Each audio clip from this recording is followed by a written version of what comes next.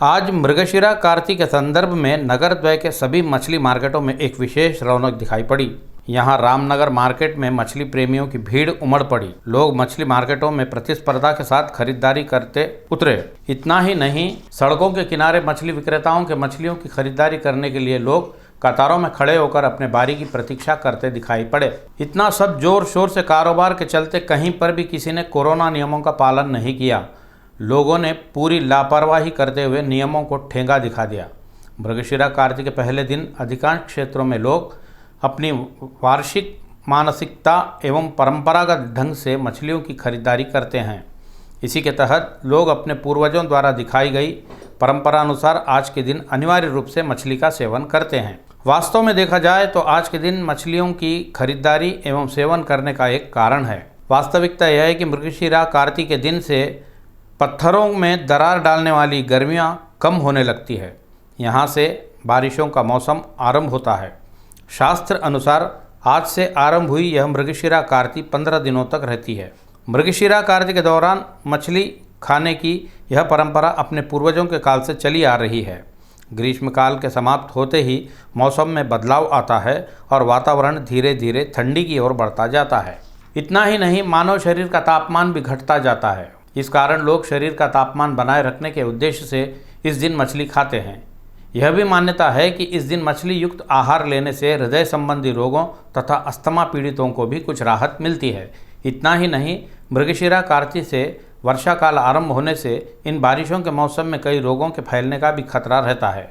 बारिशों के मौसम में अधिकांश लोगों की पाचन शक्ति सहित रोग निरोधक शक्ति भी कम हो जाती है, जिस कारण लोग ज्वर, खांसी तथा अन्य दूसरी बीमारियों के शिकार होते हैं।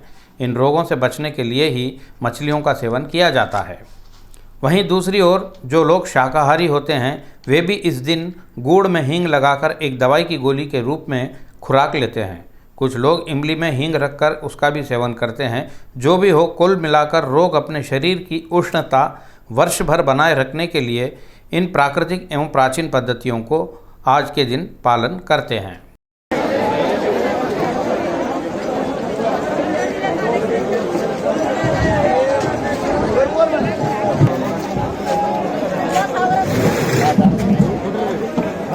आप पंडित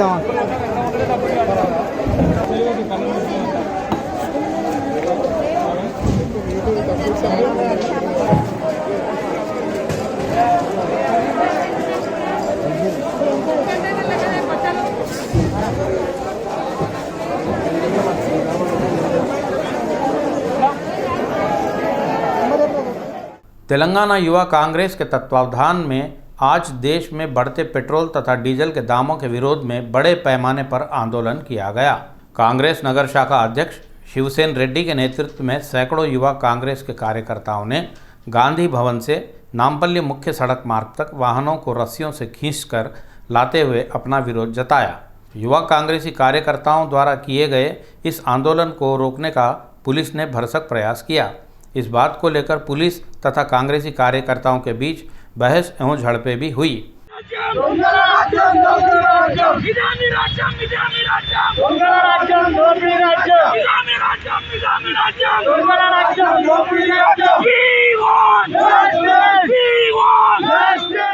इस विरोध प्रदर्शन के दौरान कांग्रेस नगर शाखा अध्यक्ष शिवसेना ने कहा कि देश में पेट्रोल तथा डीजल की कीमतें दिन प्रतिदिन बढ़ते ही जा रहे हैं। पूर्व में ऐसा कभी नहीं हुआ था। देश के अधिकांश क्षेत्रों में प्रति लीटर पेट्रोल की कीमत 100 रुपये के आंकड़े को पार कर गई है।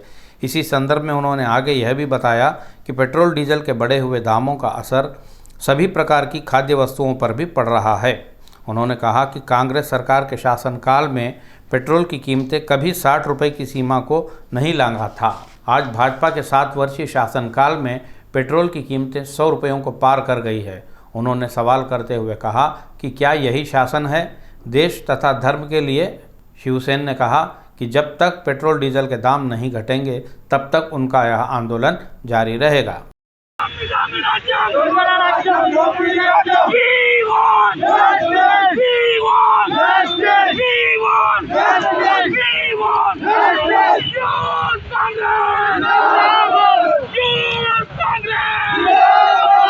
जिंदाबाद जिंदाबाद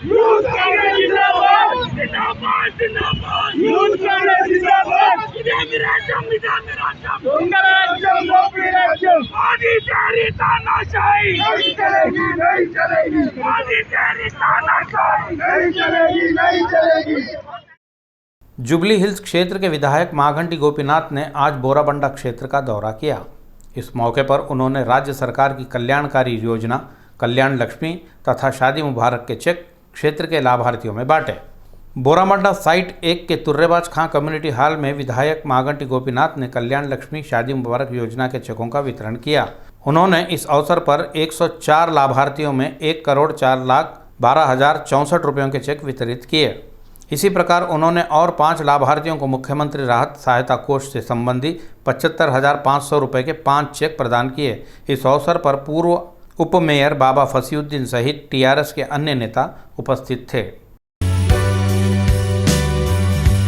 बालानगर में निर्माणाधीन नए फ्लोवर पुल का नामकरण कांग्रेस विधायक दल के पूर्व नेता स्वर्गीय पी जनार्दन रेड्डी के नाम से करने की मांग करते हुए कांग्रेसी नेताओं ने आज कुकटपल्ली क्षेत्र के जोनल कमिश्नर को एक ज्ञापन सौंपा। इस मौके पर कांग्रेस पार्टी के नेता गोट्टेमुक्कुला वेंगल राव ने पत्रकारों से बात करते हुए बताया कि पीजेआर 4 बार विधायक के रूप में काम करते हुए इस पुल की स्वीकृति के लिए तत्कालीन सरकारों से बात कर अपने स्तर पर प्रयास किए थे। कांग्रेस पार्टी जिंदाबाद कांग्रेस पार्टी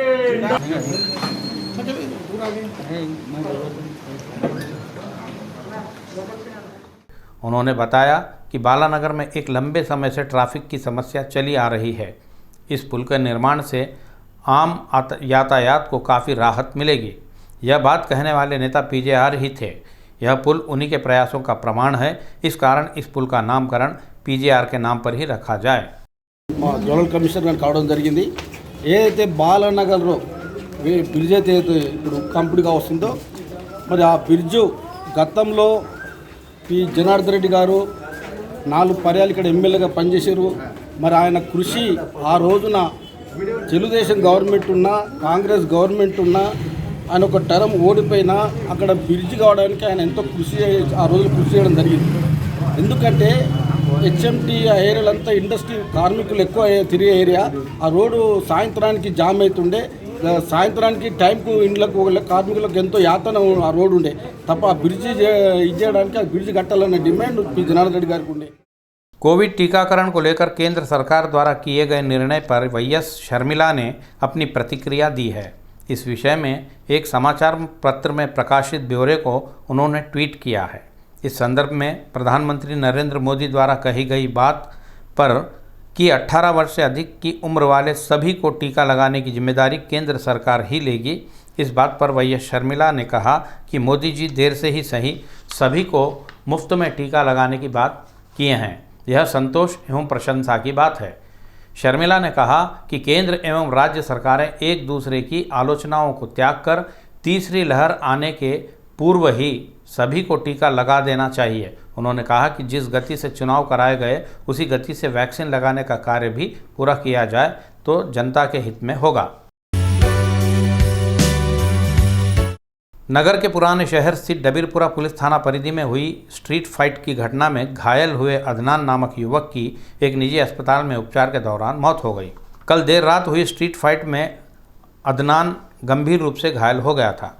डबीरपुरा पुलिस थाना परिधि में एक छोटे से विवाद को लेकर आरंभ हुए झगड़े में स्थानीय युवक 2 गुटों में बंटकर स्ट्रीट फाइट पर उतर आए। एक दूसरे के बीच की गई घूंसेबाजी में अदनान गंभीर रूप से घायल हो गया था। उसे तत्काल उपचार हेतु अस्पताल ले जाया गया। उपचार के चलते आज उसने अंतिम सांस ली। पुलिस के अनुसार अजीब, मुजीब, कमरान समेत अन्य लोगों द्वारा किए गए हमले में अदनान को गंभीर घाव लगे थे। इस मामले में डबीरपुरा पुलिस ने कुछ युवकों को हिरासत में लेकर मामले की जांच आरंभ कर दी है। लड़ाई देख रहे हैं वहाँ पर राइट भाई जा रहे हैं।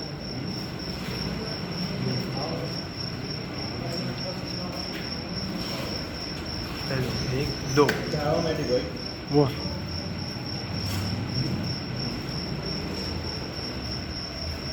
आपको मैं इसलिए इशारा करा जॉब वाले उन्होंने मेरे को इशारा करा इसलिए आपको बोला जा रहे हैं तो जॉब भाई बन पूरी लियो पब्लिक पकड़ती है। कहाँ से आगे बढ़ते जने नगर के वरिष्ठ पत्रकार अब्दुल जब्बार सिद्दीकी का निधन हो गया। उनकी यह मौत अचानक उनके मधुमेह स्तर में गिरावट आ जाने और बेहोश हो जाने के कुछ देर बाद ही हो गई। यह जानकारी उनकी परिजनों ने दी। सिद्दीकी अपने पीछे पत्नी, 2 पुत्रियों तथा 1 पुत्र को छोड़ गए हैं। डबीरपुरा फरहतनगर स्थित स्मशान में उनका इस्लामी पद्धति से अंतिम संस्कार कर अब्दुल जब्बार सिद्दीकी के पार्थिव शरीर को सुपुर्द खाक कर दिया गया। भारत न्यूज़ सर्विस से अपना पत्रकार जीवन आरंभ करने वाले सिद्दीकी 2 वर्ष के भीतर ही विख्यात दैनिक उर्दू सियासत की सेवा में लग गए। सियासत में उन्होंने लगभग 30 वर्षों तक क्राइम रिपोर्टिंग के रूप में कार्य किया। गत 15 वर्ष पूर्व ही सेवानिवृत्त हुए सिद्दीकी बाद में सेटविन संस्था के निदेशक के रूप में भी काम किए। सिद्दीकी की अकाल मौत पर प्रमुख पत्रकारों तथा नेताओं आदि ने गहरा शोक प्रकट करते हुए उनके आत्मा की शांति के लिए प्रार्थना करते हुए भावभीनी श्रद्धांजलि अर्पित की। फर्जी इंस्टाग्राम प्रोफाइल द्वारा एक युवक को प्रताड़ित कर रहे आरोपी को राचकोंडा साइबर क्राइम पुलिस ने योजनाबद्ध ढंग से गिरफ्तार कर उसे न्यायालय में पेश कर रिमांड पर भेज दिया। साइबर क्राइम पुलिस द्वारा प्राप्त जानकारी के अनुसार नारायणपेट जिला केंद्र के पल्ला अर्जुनवाड़ा निवासी तुमु भरत कुमार BA तृतीय वर्ष का विद्यार्थी है। इस बीच उसने ऑनलाइन द्वारा अश्लील वेबसाइटों तथा फिल्मों को देखने अपनी आदत बना लिया। इतना ही नहीं, केंद्र सरकार द्वारा जिन वेबसाइटों को ब्लॉक कर दिया गया है उन्हें भी यह अन्य तकनीकियों की मदद से खोलकर उन्हें अवैध रूप से देखना भी आरंभ कर दिया था। अपनी इस चालाकी के आड़ में आसानी से पैसा कमाने की कोशिशों में लगकर कुछ अश्लील वेबसाइटों में अपने आप को कॉल बॉय बताते हुए अपने फ़ोन नंबर दे दिया। उन वेबसाइटों की ओर से किसी प्रकार की प्रतिक्रिया न आने से वह गे साइट में घुस गया। इसी साइट में उसने इंटर तक की शिक्षा प्राप्त किए एक लड़के के साथ परिचय बढ़ाकर उसके साथ चैटिंग करना आरंभ कर दिया। इतना ही नहीं, इन दोनों के बीच अश्लील नग्न चित्रों का आदान प्रदान भी आरंभ हो गया था। इस जारी सिलसिले के दौरान भरत कुमार ने उस युवक को डरा धमका कर उसके द्वारा भेजे गए अश्लील चित्रों को अन्य सामाजिक माध्यम पर वायरल करने की धमकी देकर उसके परिजनों के चित्रों को हासिल कर लिया। इसके बाद भरत कुमार ने उस युवक को यह कहकर डराते हुए पैसा भेजने की मांग करने लगा कि यदि उसने उसकी मांग के अनुसार रुपए नहीं भेजे तो उसके परिजनों के चित्रों को वह अश्लील वेबसाइटों पर लोड कर देगा। भरत कुमार उस पीड़ित युवक का इंस्टाग्राम खाता बंद कर देने के बावजूद भी डराते हुए प्रताड़ित कर रहा था। उस युवक के परिजनों की शिकायत पर राचकोंडा साइबर क्राइम पुलिस ने भरत कुमार को गिरफ्तार कर उसे न्यायालय द्वारा रिमांड पर भेज दिया।